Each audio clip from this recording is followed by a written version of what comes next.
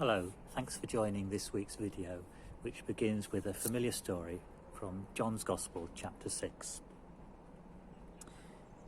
Jesus crossed to the far side of the Sea of Galilee, that is, the Sea of Tiberias, and a great crowd of people followed him because they saw the signs he had performed by healing those who were ill. Then Jesus went up a mountainside and sat down with his disciples.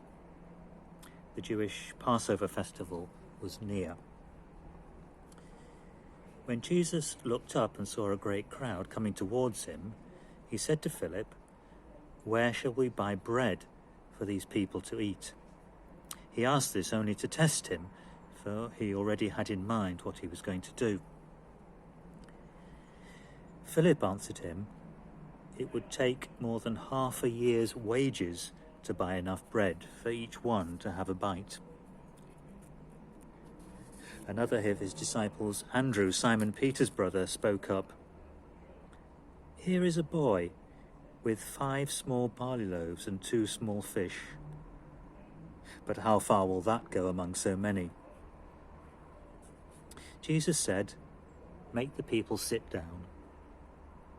There was plenty of grass in that place, and they sat down. About 5,000 men were there. Jesus then took the loaves, gave thanks, and distributed to those who were seated as much as they wanted. He did the same with the fish. When they had all had enough to eat, he said to his disciples, "Gather the pieces that are left over. Let nothing be wasted." So they gathered them and filled 12 baskets with the pieces of the 5 barley loaves left over by those who had eaten. And a little later, Jesus declared, "I am the bread of life. Whoever comes to me will never grow hungry, and whoever believes in me will never be thirsty."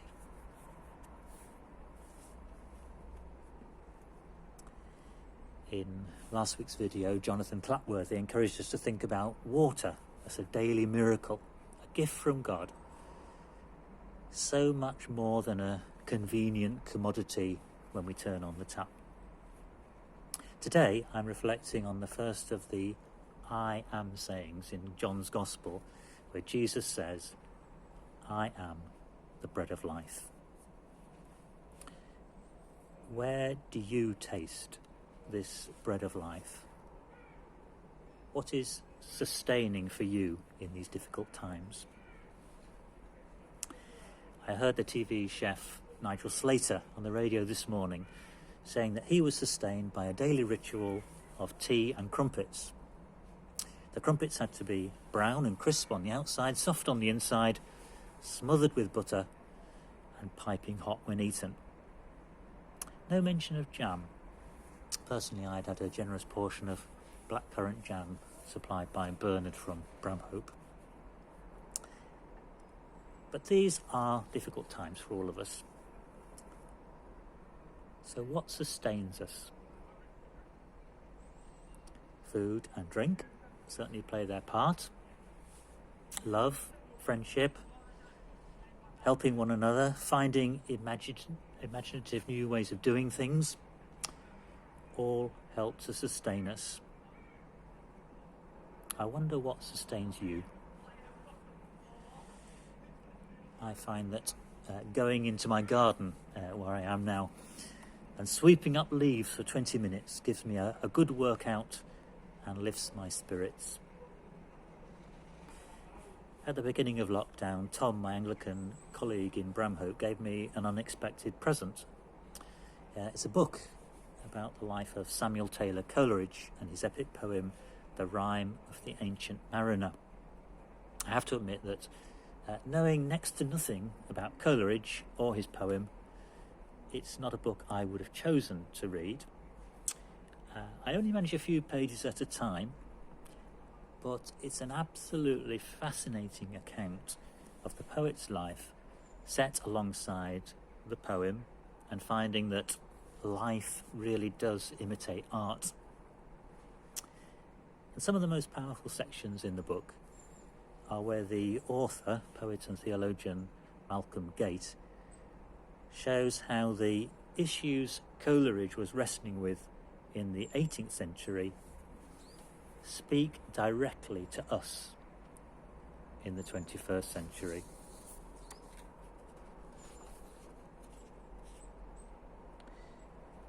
For many of us, our homes are filled with possessions, and still we buy more.